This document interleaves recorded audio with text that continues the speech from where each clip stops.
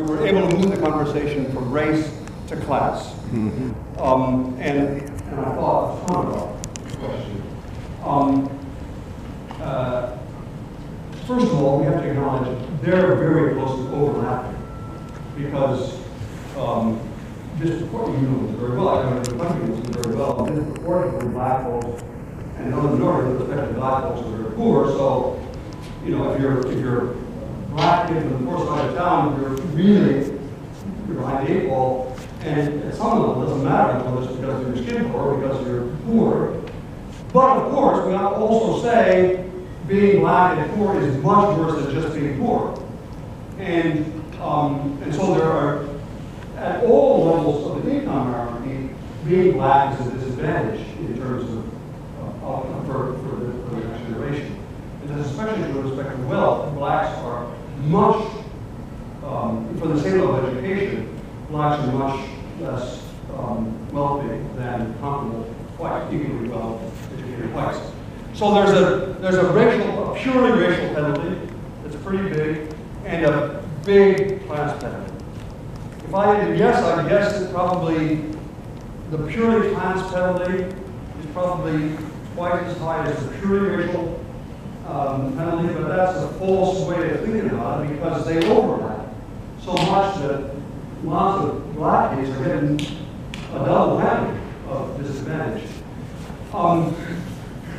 It's true that I think that the class story has been less well told in America.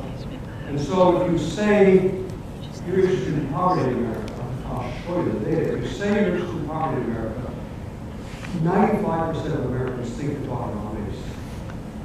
Because we are so focused on race that people don't recognize that most poor kids in America are actually white. Disproportionate poor kids are non-white, but there are more white, and therefore there are a lot of poor white kids too. I think the conversation would be more productive, and that's why I constructed the conversation the way I have, if we recognize that it wasn't just about race, but it was about class as well as race. But I recognize that there's an alternative answer, a response to that, which is, yeah, but look, our racial differences are really deep, and we've got to address those before we get to anything else. I kind of worry, and I'm not going to talk about contemporary politics, I kind of worry that we may get into a fight, those of us on the progressive side, we may get into a fight about whether the problem is really race or really class, and that I think would be a really bad way to happen.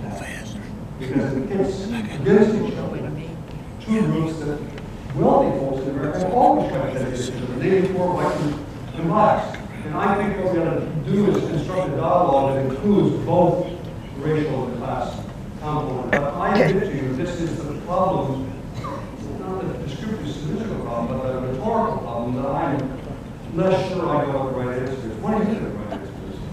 I think it's class, but I think it's intriguing that if you look at from the African American perspective, you would have Martin Luther King. But if you look at those white kids of town, who's your average? I could not name one white spokesman who speaks to their issue. And I think that's the problem in this country, because we're not speaking to their issue, which is as important as the black child. Yeah, that's what I was trying to get at when I said very soon. Who does very soon look at her as their spokesman? She's probably not to get political here. She looks to her president as her spokesman, and I think that is a debatable choice. It's because the rest of us, right, all of us, especially all of us on the upside and all of us on the that side, and most of us in this room live on that side of town. And we've slowly gotten comfortable with that and talking about racial differences. I do not even talk, we know how to talk about that at the beginning of the conversation. You just talk about all of the class differences.